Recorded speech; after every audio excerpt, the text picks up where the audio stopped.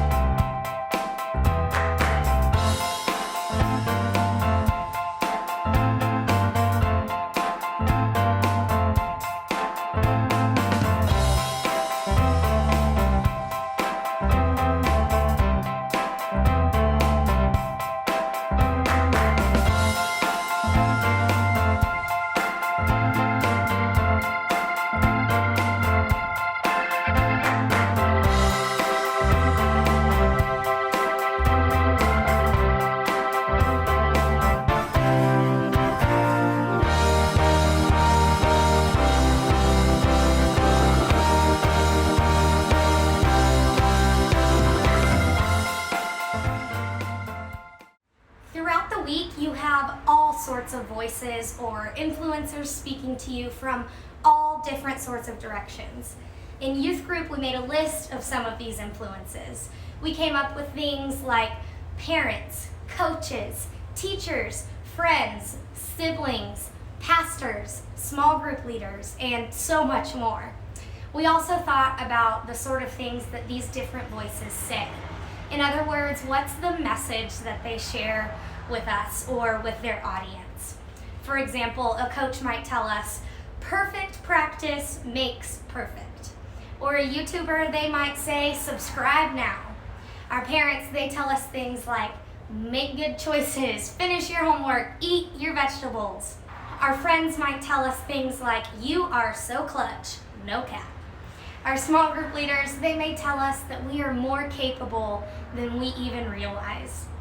There are so many people in this world that we listen to, people from school, from our neighborhood, from our family, celebrities, small group leaders, athletes, and more. They all speak into our lives. But let me ask you this question.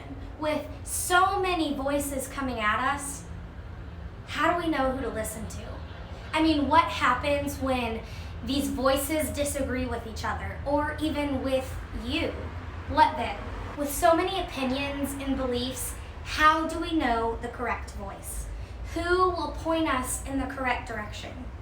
Now, these are great questions to think about, especially when you're a teenager and the voices are only going to grow louder and louder.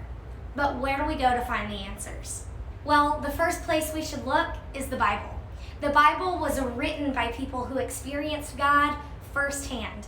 God inspired them to write their stories and ideas to help people just like us follow God too. They are definitely voices that we should pay attention to. For the past 2 weeks, we've talked a bit about Solomon.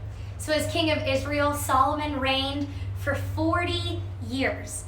During that time, Solomon accomplished some really amazing things like building the temple for the Lord. Remember, God also gave Solomon wisdom, which Solomon shared with others. So with that, it is Bible story time.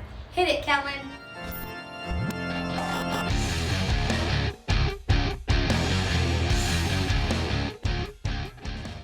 Today, we're talking about a man named Rehoboam. He was the son of King Solomon and the grandson of King David. When Solomon died, it was Rehoboam's time to step up to the throne and become king of all Israel. So, to help tell the story, here's Human Head Puppet Theater. Yeah.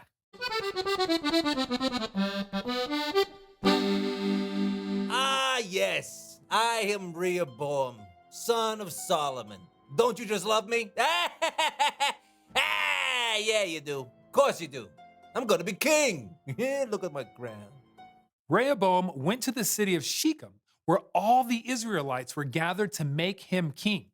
They chose a man named Jeroboam to speak for them. King Rehoboam, Yeah, Jeroboam. all of us Israelites were talking, and we wanted to say to you... That you love my new robes? Whoa. What? No. Oh, that you want me to pass a strict Fridays off a sweatpants dress code, huh? What? Actually, that sounds really nice, but Yeah. no. Oh, well, spit it out. All right. Your father made our lives hard. All right. He put heavy loads on us. Give us a break. Lighten up on us, and we will serve you. All right, give me 3 days to think about it. Then come back here, all right? Right. Okay, I'll think about it. King Rehoboam talked it over with the elders who had served and advised his father, King Solomon. So, what advice can you give me? How should I answer these people? Be kind to them. Please them. Give them what they're asking for. They will always serve you. Yeah, sounds kinda boring and wimpy, but I'll think about it. I'm not really gonna think about it. I just don't want my elders to feel so quickly rejected. I'm literally right here. Oh, yeah? You got some new advice? Yes. Maybe don't whisper about someone when they're in the room with you. Oh, now that is good advice. Can you believe this guy? Then Rehoboam asked instead for the advice of the young men he had grown up with and who served him now. Hey! Hello, my friend. Hey, secret handshake. Oh, hey. yeah. Oh. Whoa! High five. Yeah. Really? It's all right. Just go ahead and tell the story. Oh, right. Yeah. Dude, what's going on, my friend? Hey, I want to hear your advice. Really? Yeah. All right. What should I say to these people who asked me to lighten the load that my father put on them? Oh, dude. Yeah. They are crazy for asking you that. You should tell them, my little finger is stronger than my father's legs. My little finger, huh? Yeah. These fingers of mine are quite little, so that is saying a lot. Yeah, Go yeah. on. Yeah, if you tell him, if you think my father was harsh, you hadn't seen the half of it. I'm gonna be way more harsh than he was. That sounds nice. Ah! High five. Yeah. Come on. The people showed up 3 days later, just as Rehoboam had told them.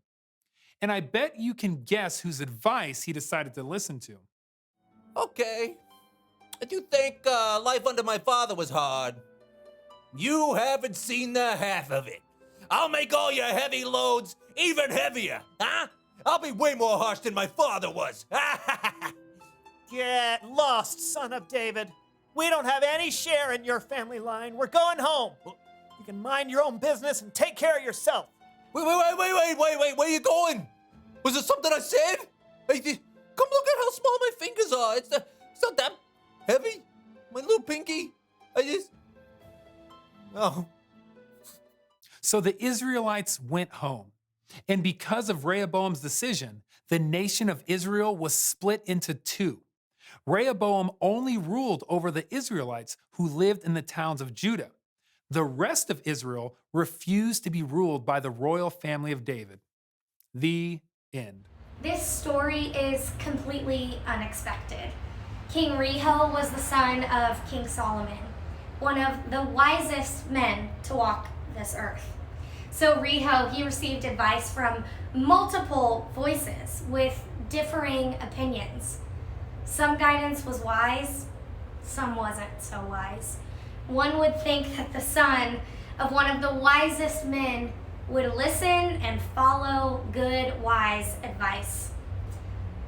But King Reho, he took the advice of his friends.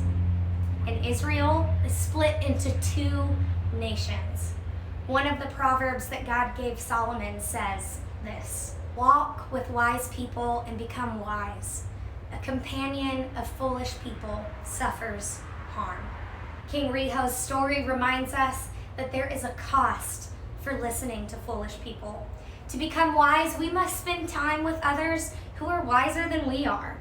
When you look at the voices of influence speaking into King Riho's life, there is a glaring omission. Does anybody notice who is missing? Not one time did the new king seek advice from God. The best starting point for any big decision you're trying to make is asking God for help. You can even ask God to help you find wise people in your life. God wants you to have wisdom, and God often uses other people to help show you the way. Think back to how we started our conversation. We asked everybody to think of one place or person who influences your life. Like King Riho, I have to imagine some are wise, some are not so wise. So this week, I want you to consider this one question. Who is the wisest person you know? Maybe it's a family member, a teacher, or a coach. Think through the people you know who are always giving you the best advice. How can you make sure you're listening to what they have to say? Friends, God wants you to have wisdom, and God often uses other people to help show you the way.